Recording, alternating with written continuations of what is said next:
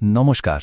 আজকের এই আলোচনায় আমরা ডুব দেব ২০২৬ সালের চাকরির বাজারের জগতে। দেখব এই যে এত দ্রুত সবকিছু বদলে যাচ্ছে, সেখানে টিকে থাকতে ঠিক কোন কোন স্কিল বা দক্ষতাগুলো আমাদের দরকার হবে। তো আর দেরি কেন, চলুন শুরু করা যাক।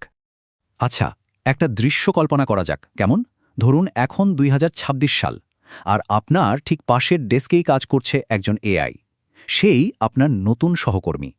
এই রকম একটা পরিস্থিতিতে টেবিলে আপনার কন্ট্রিবিউশনটা ঠিক কি হবে? কোন দক্ষতাগুলো আপনাকে অন্যদের থেকে আলাদা করে তুলবে?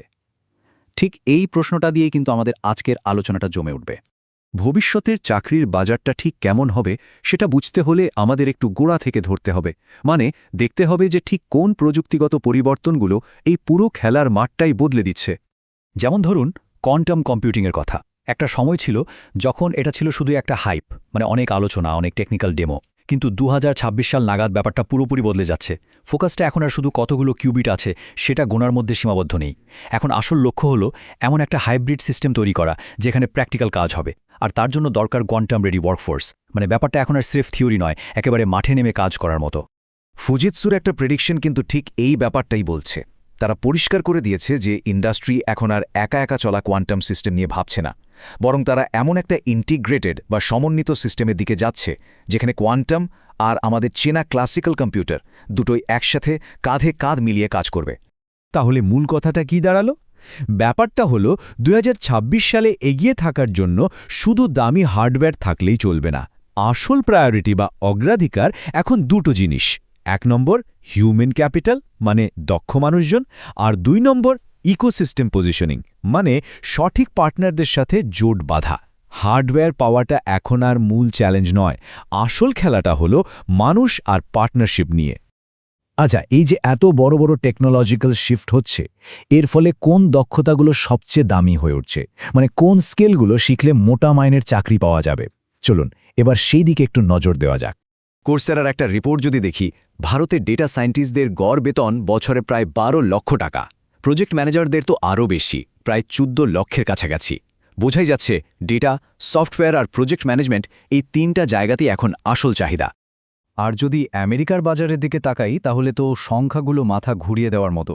সিম্পলি লার্নের ডেটা বলছে সেখানে একজন এআই বা মেশিন লার্নিং ইঞ্জিনিয়ারের বেতন বছরে ৪০০ থেকে $৬০০,০০০ পর্যন্ত হতে পারে।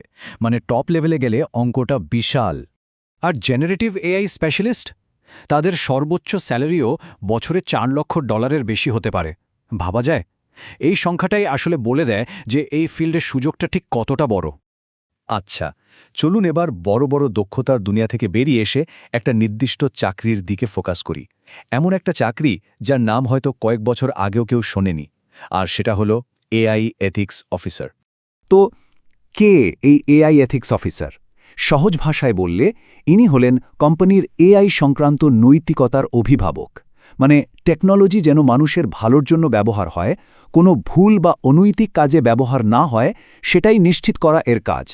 প্রযুক্তি আর মানবিকতার মধ্যে একটা ব্রিজ তৈরি করেন ইনি। আর যে কোনো বড় কোম্পানি যারা এআই ব্যবহার করছে তাদের জন্য এই রোলটা এখন মাস্ট হ্যাভ। এদের কাজগুলো কিন্তু বেশ জটিল। যেমন পুরো কোম্পানির জন্য একটা এআই ব্যবহারের নিয়মাবলী বা গভর্নেন্স ফ্রেমওয়ার্ক তৈরি করা, কোনো এআই মডেল যাতে কোনো নির্দিষ্ট গোষ্ঠী বা সম্প্রদায়ের প্রতি পক্ষপাতদুষ্ট না হয় সেটা দেখার জন্য অটোমেটেড সিস্টেম বানানো। আবার সারা বিশ্বের বিভিন্ন দেশের আইন কানুন, যেমন ইউরোপের এআই অ্যাক্ট, সেগুলো মেনে চলা হচ্ছে কিনা সেদিকেও নজর রাখা। মানে এখানে টেকনিক্যাল জ্ঞানের সাথে সাথে নৈতিকতা আর স্ট্র্যাটেজির একটা দারুণ মেলবন্ধন দরকার হয়। রিওয়ার্কের ডেটা কিন্তু বলছে এই পদের চাহিদা এখন আকাশ ছোঁয়া। প্রতি বছর প্রায় ১৫% হারে বাড়ছে, আর ৭০% ক্ষেত্রেই রিমোট বা হাইব্রিড কাজের সুযোগ আছে।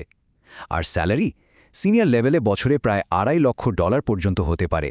সুতরাং এটা যে একটা দারুণ আকর্ষণীয় ক্যারিয়ার অপশন তা নিয়ে কোনো সন্দেহ নেই। বেশ, তাহলে আমরা একটা নতুন চাকরির ধরন দেখলাম। এবার চলুন একটা নির্দিষ্ট ইন্ডাস্ট্রির দিকে তাকাই আর দেখি সেখানে এই সব নতুন দক্ষতা আর ভূমিকাগুলো কিভাবে একসাথে মিলেমিশে কাজ করছে। আর তার জন্য ফিনটেকের চেয়ে ভালো উদাহরণ আর কি হতে পারে? ফিনটেক মানে তো শুধু টাকা পয়সা লেনদেন নয়, এর মধ্যে অনেক কিছুই পড়ে। যেমন ডিজিটাল পেমেন্ট, যা আমরা রোজ ব্যবহার করি, ক্রিপ্টোকারেন্সি এক্সচেঞ্জ, আমাদের ইনভেস্টমেন্ট সামলানোর জন্য ওয়েলথ ম্যানেজমেন্ট অ্যাপ, লোনের জন্য ডিজিটাল প্ল্যাটফর্ম, এমনকি ইন্স্যুরেন্সের দুনিয়াতেও এখন টেকনোলজি এসে গেছে, যাকে বলে ইনশিওরটেক। আর এই প্রত্যেকটা বিভাগে কিন্তু তৈরি হচ্ছে একদম নতুন ধরনের সব চাকরির সুযোগ।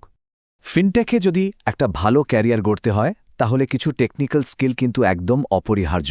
যেমন ব্যাকএন্ড ডেভেলপমেন্টের জন্য পাইথন বা জাভা জানতে হবে, কারণ এগুলোই হলো অ্যাপের আসল ইঞ্জিন। যদি ক্রিপ্টোর দুনিয়ায় কাজ করতে চান তাহলে সলিডিটির মতো ব্লকচেন ল্যাঙ্গুয়েজ শিখতে হবে। আবার বিপুল পরিমাণে ডেটা সামলানোর জন্য অ্যাপাচি কাফকার মতো সিস্টেম, আর সবকিছুকে ক্লাউডে চালানোর জন্য AWS বা অ্যাজরের মতো প্ল্যাটফর্মের জ্ঞান তো থাকতেই হবে। কিন্তু দাঁড়ান, শুধু টেকনিক্যাল স্কিল থাকলেই কিন্তু ফিনটেকে সব হয় না। এখানে আরেকটা দিক আছে যা ঠিক ততটাই গুরুত্বপূর্ণ, আর সেটা হলো রেগুলেটরি বা নিয়মকানুনের জ্ঞান। কারণ টাকা পয়সার ব্যাপার তো, তাই অ্যান্টি মানি লন্ডারিং বা AML, নো ইয়োর কাস্টমার বা KYC এর মতো বিষয়গুলো এক্সপার্ট হওয়াটা মাস্ট। এই ইন্ডাস্ট্রিটা চলেই কিন্তু খুব কড়া নিয়মকানুনের উপর ভিত্তি করে। তো আমরা টেকনোলজি দেখলাম, নতুন চাকরি দেখলাম, একটা নির্দিষ্ট ইন্ডাস্ট্রিও দেখলাম। চলুন এবার সবকিছুকে একসাথে করে দেখি যে পুরো আলোচনা থেকে আমাদের জন্য মূল শিক্ষাটা কি, মানে সামনে এগোনোর পথটা ঠিক কোনটা। তাহলে মূল কথাগুলো এক নজরে দেখে নিই। প্রথমত, AI আর কোয়ান্টাম কম্পিউটিংয়ের মতো বড় প্রযুক্তিগত পরিবর্তনগুলো আসলে চাকরি নষ্ট করছে না, বরং নতুন ধরনের চাকরি তৈরি করছে।